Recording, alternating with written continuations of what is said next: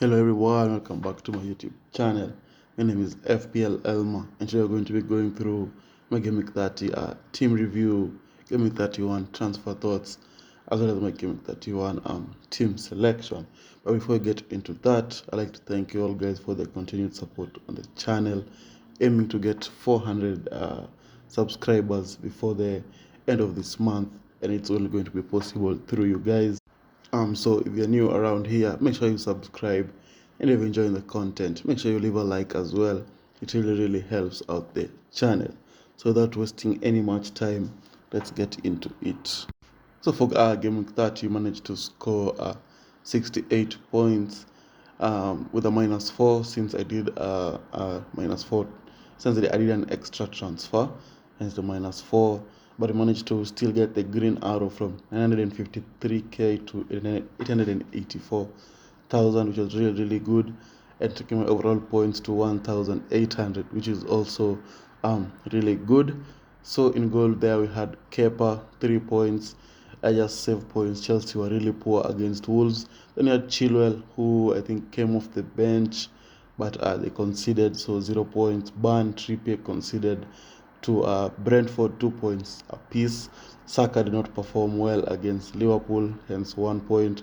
Rashford got an assist to Martial, so 6 points. Then you had Mitoma, really disappointing because he had a goal disallowed for handball, which I don't think was a handball, and also he should have gotten an assist because they were denied a penalty after he was fouled. So really unfortunate events and very poor refereeing decisions in that fixture.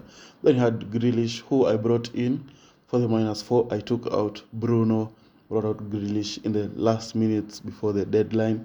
So it turned out to be a really good transfer, and I'm really happy with it. Managed to get a goal and an assist, 12 points from him.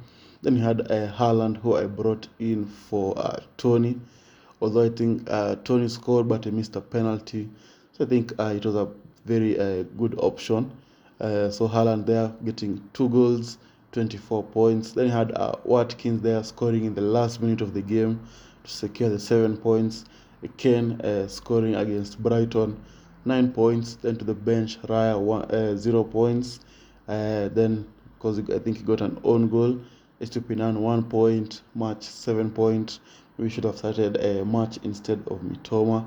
Then had Shaw there, who's injured, 0 points. So in overall, it was a really good game week. 68 points. Should have gotten a little bit more with the likes of Rashford, Saka, and Mitoma in the midfield there. Maybe a Trippier assist from a corner, and Chilwell maybe starting. So it could have gone either way, but I'll take the 68 points, and let's move on into game week 31. So for game week 31, we have just heard that the injury or news of Rashford, who's going to miss out, I think, 2 games or 3 games for United. So I think it's the right time to maybe move him on, especially since they also have a blank in that too. Then after the blank, they play Tottenham, game week 33, which I think is going to be a difficult fixture for United. So I think it's time to move him on. But I don't think if he didn't have any of those injuries, I think I'd still keep him in my team.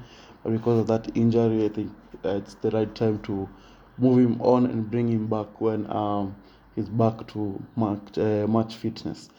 The player I'm thinking of bringing in is Martinelli.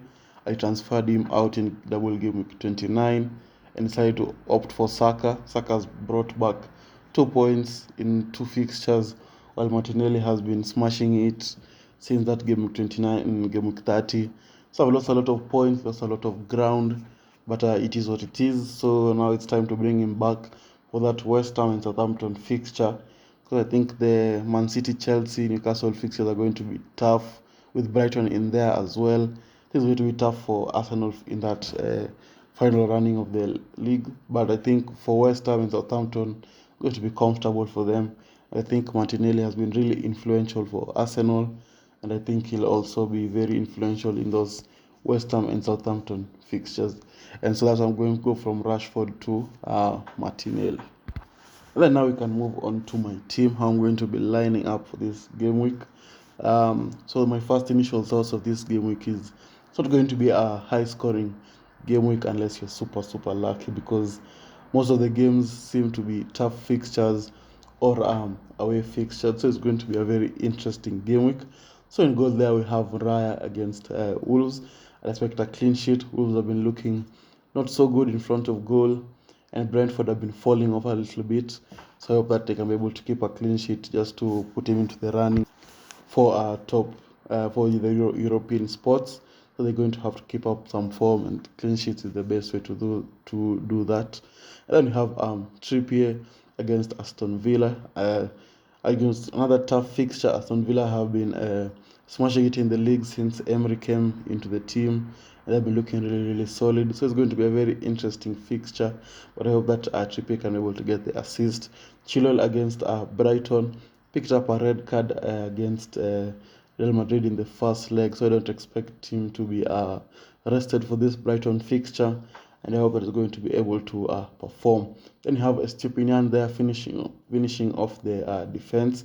Chelsea cannot score goals to save their lives, and that's why I think Estupinian is going to be a really good option, and I think they'll manage to keep the clean sheet in that fixture. So that's the reason I'm going to be having him in the team.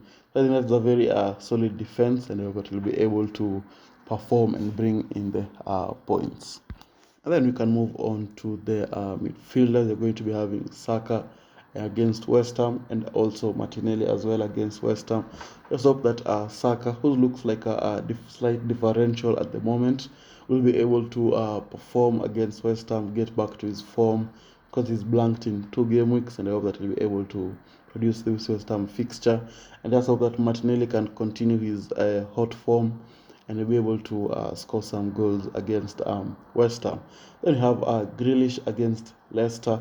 The only concern I have with Grealish is he's played a lot of minutes of late, and it was a very tough fixture against, not a tough fixture, but I'll say a draining fixture against Bayern. So I'm not so sure he's going to start against Leicester, but I hope that he does. Which is another going to be an interesting fixture. I think Man City will win, but whether Grealish will start, we just have to wait and see. Then you have Mitoma against Chelsea. Mitoma is the influential guy for Brighton.